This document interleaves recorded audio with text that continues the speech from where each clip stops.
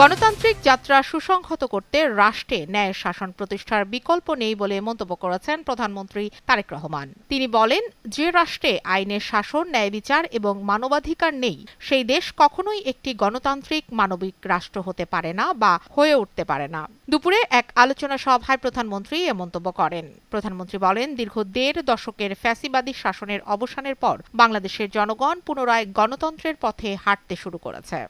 দীর্ঘ ১.৫ দশকেরও ফ্যাসিবাদী শাসনের অবসানের পর বাংলাদেশের জনগণ পুনরায় গণতন্ত্রের পথে হাঁটতে শুরু করেছে। এই গণতান্ত্রিক যাত্রা সুসংহত করতে রাষ্ট্রে ন্যায়ের শাসন প্রতিষ্ঠার বিকল্প নেই। পারমাণবিক শক্তি ব্যবহারের চূড়ান্ত ধাপে যাত্রা শুরু করছে বাংলাদেশ। রূপপুর পারমাণবিক বিদ্যুৎ কেন্দ্রের চুল্লিতে পারমাণবিক জ্বালানি বা ইউরেনিয়ামের ব্যবহার শুরু হয়েছে। এর মধ্য দিয়ে পারমাণবিক শক্তি ব্যবহারকারী দেশের তালিকায় বিশ্বের ৩৩তম দেশ হচ্ছে বাংলাদেশ। সুনামগঞ্জে পাহাড়ি ঢল ও দুটি বাঁধ ভেঙে ফসল তলিয়ে গেছে। আজ সকালে জেলার মধ্যনগর উপজেলার বংশীকুণ্ডা দক্ষিণ ইউনিয়নের চান্ডালীপাড়া গ্রামে ইকরাইস হাওরের একটি বাঁধ ভেঙে ফসল তলিয়ে যায়। দেখার হাওরের গুজাউনি বাঁধ পানির ভেতরে ভেঙে গেছে। এছাড়া বিশ্বম্বরপুর উপজেলার করচার হাওরের হরিমনের বাঁধ উপচে দুপুর থেকে হাওরে পানি ঢুকছে। সুনামগঞ্জে সোমবার সকাল ৯টা থেকে মঙ্গলবার সকাল ৯টা পর্যন্ত মৌসুমের সর্বোচ্চ ১৩৭ মিলিমিটার বৃষ্টি হয়েছে। একই সঙ্গে উজান থেকে আসা পাহাড়ি ঢল নামছে। সারা দেশে হাম ও হামের উপসর্গ নিয়ে ২৪ ঘন্টায় আরও ৯ শিশুর মৃত্যু হয়েছে। একই সময়ে নতুন করে ১,২৭৬ জনের মধ্যে সন্দেহজনক হাম সংক্রমণ শনাক্ত হয়েছে। স্বাস্থ্য অধিদপ্তরের সর্বশেষ বিজ্ঞপ্তি থেকে এ তথ্য জানা গেছে। বিজ্ঞপ্তিতে বলা হয়, মারা যাওয়া ৯ শিশুর মধ্যে নিশ্চিত হাম আক্রান্ত ছিল ৩ জন ও ৬ জন হামের উপসর্গ নিয়ে মারা গেছে।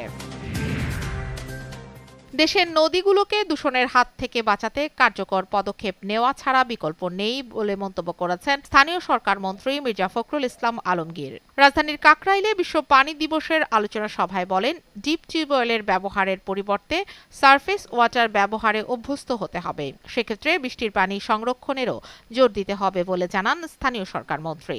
এই ভূগর্ভস্থ পানির দিকে যাব না, আমরা উপরের পানির দিকে যাব। সারফেস ওয়াটার এবং আপনার বৃষ্টির পানি।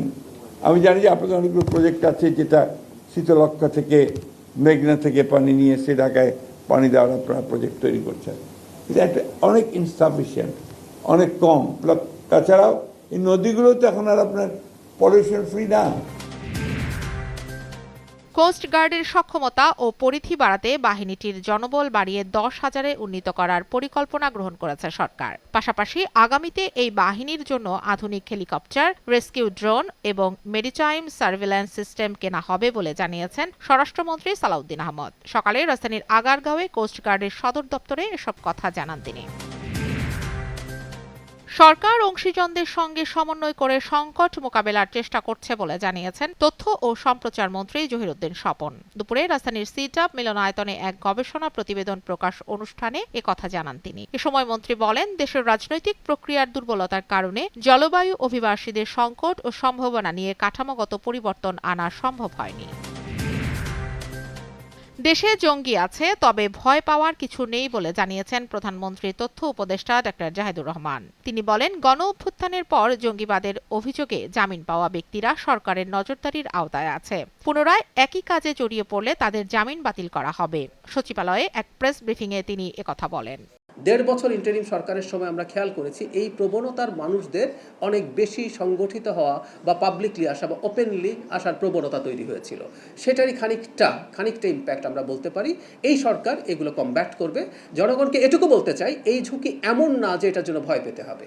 কিন্তু সেই পুরনো কথা, আমরা যদি কোনো একটা সংকটকে বা ডিজিজকে স্বীকার না করি, ওটা চিকিৎসা হবে না। সো ইটস দেয়ার, আমরা এটাকে একেবারে শূন্যের কোঠায় নামিয়ে আনার চেষ্টা করি। সরকারি সহ দেশের বিভিন্ন গুরুত্বপূর্ণ স্থাপনায় হামলার হুমকির ভিত্তি নেই বলে জানিয়েছেন র্যাব ২ এর অধিনায়ক মোহাম্মদ খালিদুল হক হাওলাদার। তিনি বলেন, র্যাব অন্যান্য আইন শৃঙ্খলা বাহিনীর সঙ্গে যৌথভাবে এসব বিষয়ে গুরুত্ব দিয়ে মাঠে রয়েছে। রাজধানীর কারওয়ান বাজার র্যাব মিডিয়া সেন্টারে সংবাদ সম্মেলনে একথা বলেন তিনি।